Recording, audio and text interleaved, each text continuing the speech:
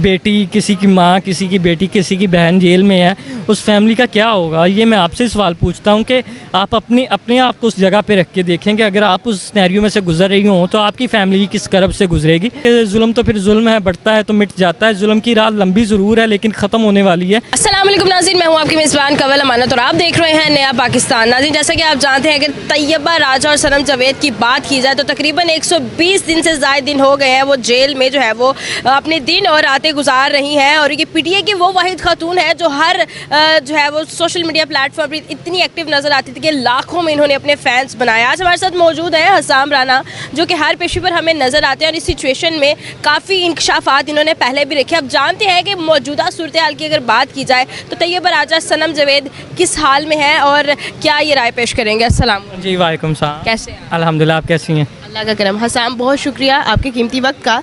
सबसे पहला सवाल मेरा आपसे यही है कि तैयबा राजा और सनम जावेद की क्या अपडेट है? 120 दिन से ज़ायद दिन हो गए। कमल, अपडेट क्या हो सकती है। एक ऐसी ख़वातीन जो घरदारी वाली हों या जिनके सर पे घर चलता हो, जिनके या पीछे बच्चे हों, वो बगैर किसी केस के अगर वो 120 दिन से जेल में हैं तो लाजमी बात है कि डिस्टर्बेंस तो होती है, लेकिन वो अपनी पार्टी के साथ, पार्टी के स्टांस के साथ अभी तक स्टिल खड़ी हैं। ये सबसे बड़ा मोटिव है। तो अभी तो मुश्किलात जो हैं दिन ब दिन बढ़ती नज़र आ रही हैं, खान साहब के लिए भी और उनके लिए भी।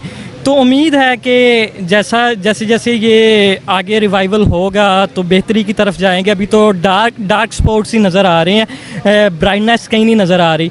तो अभी तो कल दोबारा फिर जिस्मानी रिमांड दे दिया गया है 5 रोज़। रिमांड जब पहले एक दफ़ा हो चुका था तो दोबारा जिस्मानी रिमांड देने की क्यों जो है वो ज़रूरत है?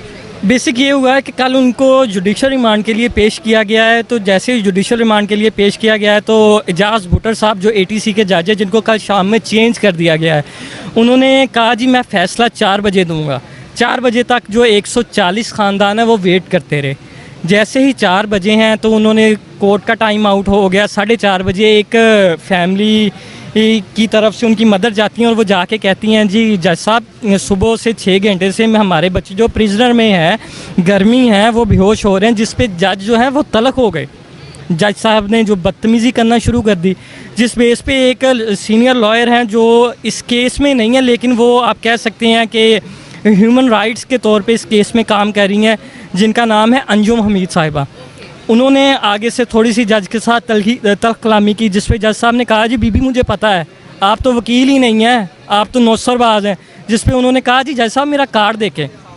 इस सारे मामले के बाद जज साहब ने ये कहा जी मैंने इनका जिस्मानी रिमांड नहीं था देना, लेकिन आपकी बदतमीज़ी की वजह से मैं इनका जिस्मानी रिमांड दे रही हूँ। यानी कि जज साहब जो हैं वो पर्सनलाइज हो गए थे इसमें, तो पर्सनलाइज हो के दोबारा एक केस में दोबारा जिस्मानी रिमांड दिया गया है। रिमांड दे दिया गया तो आपको लगता है इसमें क्या, आप क्या इस पे कहेंगे कि मतलब ये कि सिर्फ ये अगर इनका पर्सनल इशू था आपस में तो वो अपने तक रखते ना, उनको क्या ज़रूरत थी कि तैयबा राजा या फिर सनम जावेद का जो है वो दोबारा से रिमांड करवा? बेसिक वो सपोर्ट इनको कर रही थी और उनके पास कोई जवाब नहीं था उनको कुचलने का, क्योंकि एविडेंस तो कोई पहले नहीं मिल सका। जिस्मानी रिमांड तो इसीलिए ना कि एविडेंस रिसीव करने के लिए।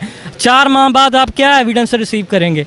क्या जिस तरह आपने कोई आज से कोई 1 हफ़्ता पहले आपने स्टिक बरामद कर ली है उधर से कैंट से, क्या 4 माह बाद उधर से कोई एटम बम बरामद करेंगे? क्या बरामद करेंगे? बेसिक वो ये है कि टॉर्चर करना, फैमिलीज़ को टॉर्चर करना, इबरत का निशान बनाना। पाकिस्तान दिन ब दिन पस्ती की तरफ जा रहा है, लेकिन 9 मई का वाक़या हर बंदा जो है उसकी मजम्मत करता है, लेकिन हम उससे अभी बाहर नहीं निकल रहे। इन ख़वातीन को जेल में क्या क्या सहूलियात फराहम की गई? सहूलियात इन ख़वातीन को कोई नहीं फ़राहम की गई। सहूलियात तो एलीट क्लास को नहीं फ़राहम की जा रही, ये तो जो साबका प्राइम मिनिस्टर उसको नहीं फ़राहम की जा रही, इनको कहाँ फ़राहम। आप अंदाज़ा लगाएं कि 7/11 का जो कमरा है जिसमें इमरान खान को रखा हुआ है वो एक फ़र्द हैं, तो वो रोज़ उनके बयानात आते हैं जी 7/11 है, मुश्किलात हैं। उस एक कमरे में ये 6 ख़वातीन हैं। आप ये इमेजिन कर लें कि अगर खान साहब के लिए रहना मुश्किल है तो इनके लिए रहना कैसे मुश्किल होगा। तो सेम अजियत वही है, सेम इनका वॉशरूम भी वैसे ही ओपन है, सिर्फ ये है कि इनके वॉशरूम्स में कैमरा नहीं है, बाकी सेम है। अगर बात की जाए इन ख़वातीन की तो कहा यह जाता है कि सनम जावेद को माइग्रेन था और गर्मी की शिद्दत जैसे बढ़ गई, अगर वहाँ पे इस तरह की सहूलियत नहीं मौजूद तो माइग्रेन गर्मी में तो ज़्यादा मतलब अफेक्ट करता है। तो इस वक्त उनकी अगर बात की जाए मेंटल हेल्थ की और फिज़िकल हेल्थ की तो वो कैसी है? बेसिक मैंने मेरी जो मुलाकात एटीसी में हुई है रिसेंटली, उसमें तो फिज़िकली तौर पे भी मेंटली तौर पे भी थोड़ी सी फिट थी, लेकिन मेंटली तौर पे थोड़ी सी वो डिस्टर्बेंस थी।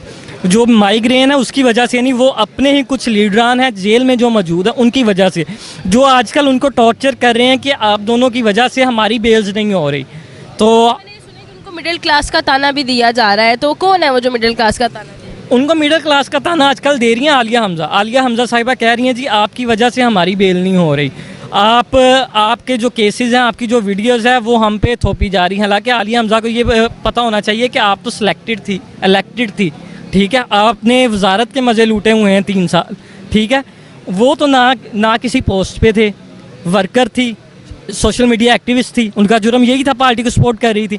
आने वाले इलेक्शन में पता नहीं टिकट मिलना था या नहीं था मिलना, अब तो कन्फर्म है मिलेगा, पहले ये नहीं था कन्फर्म मिलना है या नहीं मिलना 9 मई से पहले। तो इसलिए आलिया हमज़ा कहती है जी मेरी जो है क्लास की वो है जी खतीजा शाह, मेरी क्लास की एक और ख़तून उधर आई है, वो किसी जर्नल की बेटी है, मेरी क्लास है वो, आप दोनों हैं मिडिल क्लास को मैं कीड़े मकोड़े समझती हूँ, ये अल्फाज हैं उनके, जिसकी वजह से वो दोनों काफ़ी डिप्रेशन में थी। फिर हम लोगों ने बताया कि ये लोग ऐसे हैं कि जो टिकट्स नहीं थे डिज़र्व करते, लेकिन खान साहब ने इनको नवाजा, लेकिन नवाजने के बाद यही वो लोग हैं जो आस्तीन के सांप बन के बैठे हुए हैं, तो इस वजह से वो काफ़ी डिप्रेस थे। अच्छा, आमिर जो है वो इनकी रिहाई कब तक जो है वो इनकी पॉसिबिलिटी कब है, रिहाई कब हो सकती है? क्योंकि एक 4 माह का जो है वो एक अरसा गुजर गया है और अब मज़ीद उनकी फैमिली भी डिस्टर्ब होगी ऑब्वियसली, तो आप उनकी फैमिली से भी मिलते रहते हैं, ये बताइएगा कि फैमिली की क्या सूरत हाल है और रिहाई कब तक पहुँची? फैमिलीज़ की सूरत हाल क्या हो सकती है? एक फैमिली की बेटी, किसी की माँ, किसी की बेटी, किसी की बहन जेल में है, उस फैमिली का क्या होगा? ये मैं आपसे सवाल पूछता हूँ कि आप अपने आप को उस जगह पे रख के देखें कि अगर आप उस सिनेरियो में से गुजर रही हो तो आपकी फैमिली किस करब से गुजरेगी।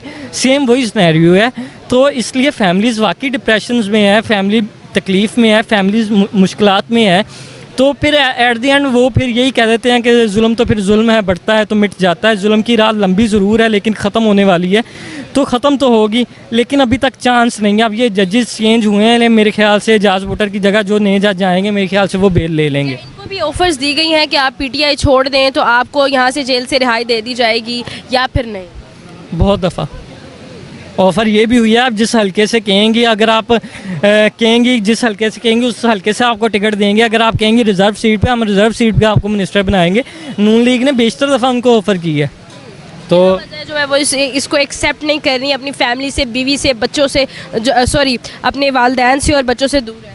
वो कह रही हैं कि हम अपने नैरेटिव के साथ, हमारा जो नैरेटिव है वो राइट है, हमने कुछ गलत नहीं किया।